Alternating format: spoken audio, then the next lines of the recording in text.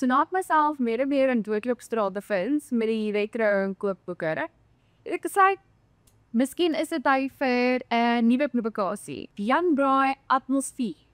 Of ek het onthou Engels om te koop, so dis Atmosphere. Yum. Dis 'n 8 uit 10 van my dan daar. Suid-Afrika se geliefde braaiman, Jan Braai. Dis nou sy 10de boek uitgebring.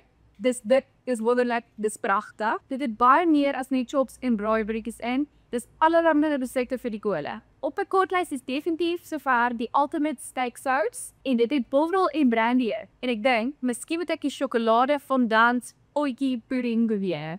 Die enigste wat ek nie seker oor is nie, is spaghetti bolognese in 'n potjie oor 'n vuur. Ek voel dis dalk 'n bietjie weer, maar my hoofdklere by Jan Braai is marinades en swisseduie brand op 'n oop vuur. So dis beter om dit na die tyd in te werk.